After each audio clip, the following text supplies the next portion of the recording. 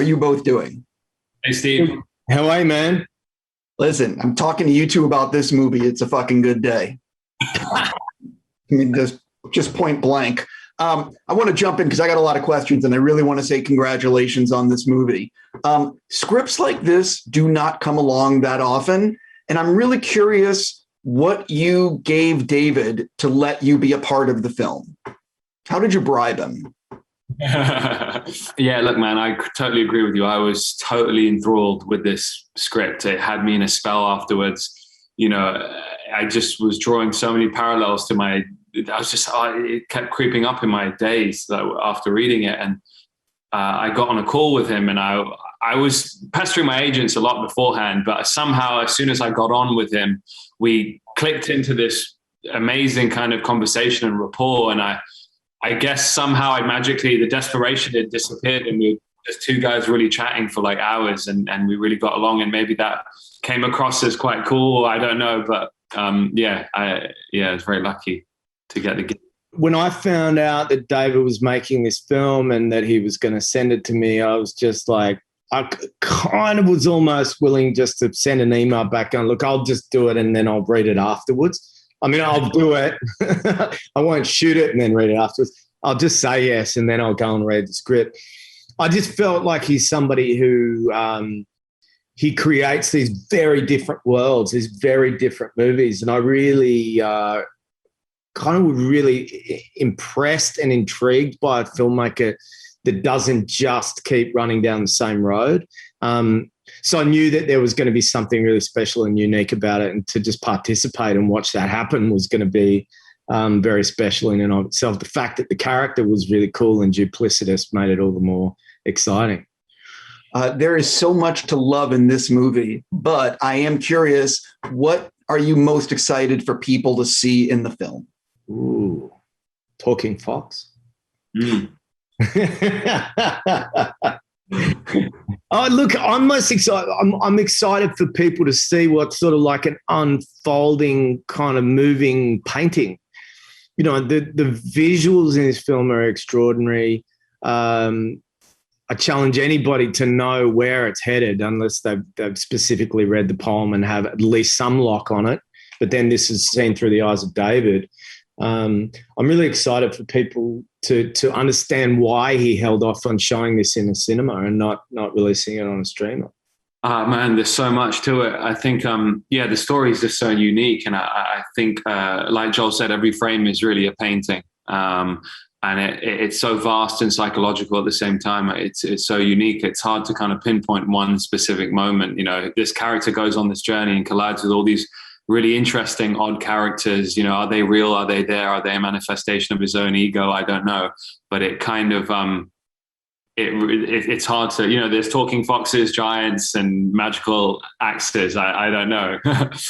Listen, I love learning about the behind the scenes of the making of a movie, stuff that you're not going to read in any notes or whatever. What do you think might surprise people to learn about the making of this film? I mean, really, the extent David went to achieve some of those compositions. Like we were really, the whole crews were traveling for hours in the morning, and then they would, be trudging with wellies across streams, and there's pulley systems around tree trunks to get camera equipment up. These kind of crazy slopes to get this one shot, and it really paid off. Like he went to extreme lengths to really capture some of this nature in all its glory. I've shot in Ireland before. There used to be a billboard up in New Zealand as a tourism thing that said, come to New Zealand. They haven't taken down the sets of Middle Earth yet. New Zealand and Ireland is very similar. I mean, you probably watch this film and think that it's loaded up with visual effects. Yes, there are visual effects complementing what's already there, but the backdrops, the sort of scale of this film is mostly in camera. And I think that that's an extraordinary thing to keep in mind while you're watching the film. For both of you, what do you think it is about this poem and story that has stood for 600 and plus years, and has resonated with so many people? It's the divide that exists between the thing that we say we are or the thing that we hope to impress upon the world as an identifier of who we are. versus what we really think of ourselves.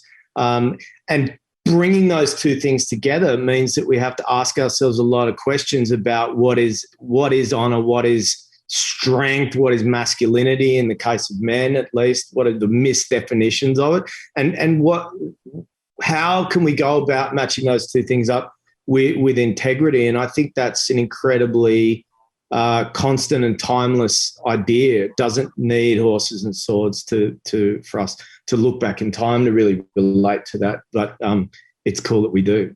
I think everyone has an ambition. Everyone has a dream. And it's just about how you can maintain. Joel used the word integrity. That's what David said when we first spoke. It's a young man's journey to integrity, but trying to withhold that integrity on that journey to whatever that success is you want to achieve. You know, in this film's term, we're talking about chivalric codes like honor and truth and cowardice and, you know, all these kind of knightly attributes. But actually, you can distill it down to, you know, our journeys today. You know, if you want to reach success, do you do it being a good person? Can you maintain that goodness in your you know, journey with your own ambitions? And I think that's really relevant for everyone. I think, you know, and also, you know, be careful what you wish for. You know, this guy romanticized this knightly quest, and actually very soon he realizes that he's brutalized along the way. It's a hard journey to reach there. And is it all you made it out to be if you were to achieve that? On that note, I need to stop. And again, I'm just going to say congratulations. I'm also really looking forward to your directorial debut, Dev. And Obi-Wan is another thing I'm looking forward to. Thank you. Throwing that out there. Listen, congrats, guys. Have a great day. Good to see you, man.